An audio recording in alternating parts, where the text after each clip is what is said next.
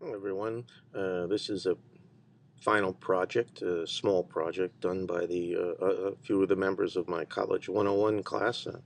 We went to the Neihardt Center on a cold day in November, as some of the recordings will indicate to you.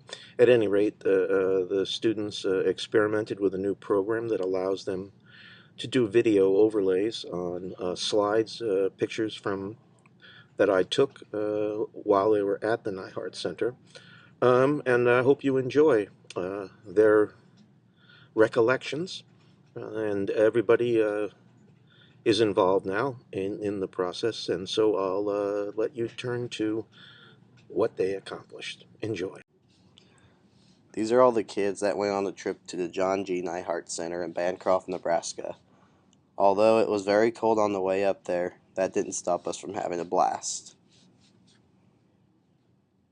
On the left is Nancy Gillis. She's one of the directors up there at the Neihardt Center in Bancroft, and she gave the students a fascinating lecture discussion. It wasn't really a lecture, and talked to them for about a half an hour about Neihardt and his work. So helped me organize the trip up. And on the right is Dr. Dan Holtz, my colleague of 18 years in the Department of English, and he helped select the pieces, Neihardt pieces, that the students read and lectured one of the weeks in the class on Neihardt and his works, and was kind enough to join us for the trip up to the Neihardt Center in the chilly weather. We were first greeted by the director of the John Neihardt Museum. As we watched the life of John Neihardt, I became familiar with his work. This is Nancy Gillis. She is the director of the John G. Neihardt Center in Bancroft, Nebraska.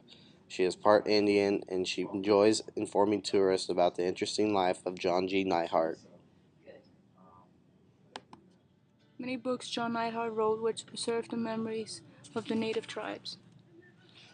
Here we are listening to the museum curator as she talks about John Neihardt. It was very informative to listen to her, and we learned a lot. You can clearly see how the room is circular. The circles represent the circle of life. You can also see the black and red roads traveling from the four directions. They really bring the room together, don't you think? The group had a lot of fun at the center. Here we are taking a group photo huddled on the stairs around the center of the room.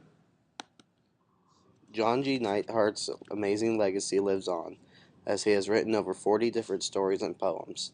This photo covers the history of the Native Americans, his trip to the Missouri River, and even the interesting story of Hugh Glass.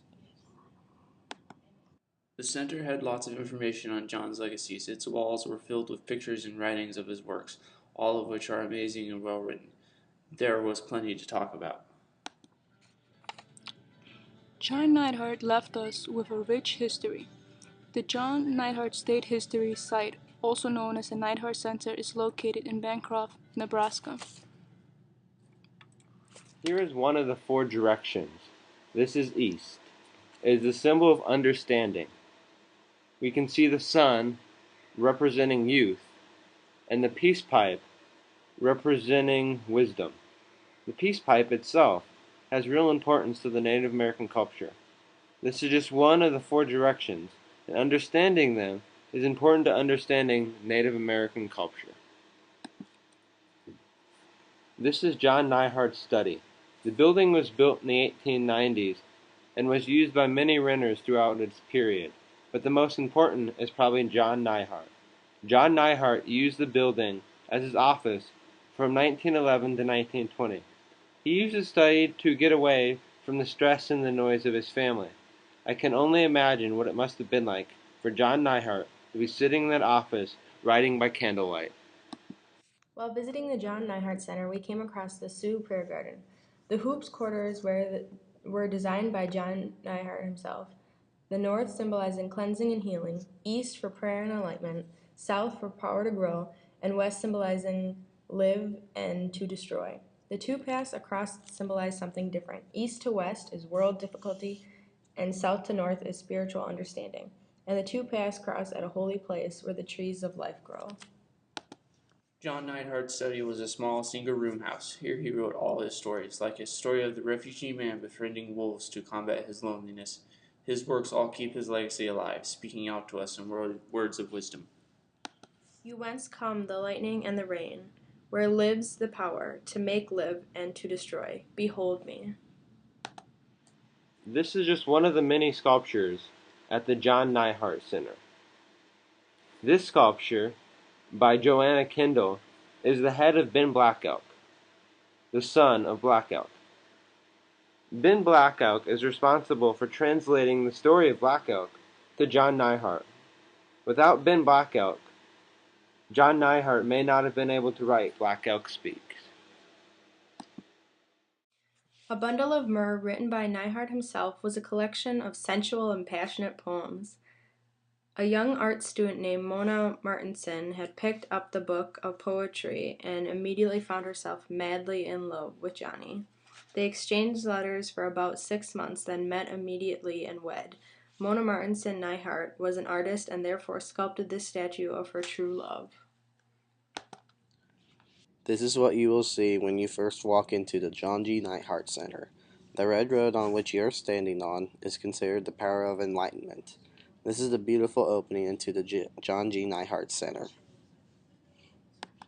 Black Elk Speaks is one of John's more well-seen books. It is a book of many tales spoken by an Indian that give wisdom and morals. There are many renderings of scenes drawn by artists and critics giving praise to the book. Kung Fu Panda, $10.99. Subway lunch, $5. John Neihardt book, $12. McDonald's stop, $2.09. Waking up at 5:30 in the morning to get on a bus for a 3-hour drive, then spending a couple hours at the John Neihardt Center with your favorite fall semester teacher, only to drive back 3 hours and start your weekend, priceless. There are some things in life that money can't buy. For everything else, there's MasterCard.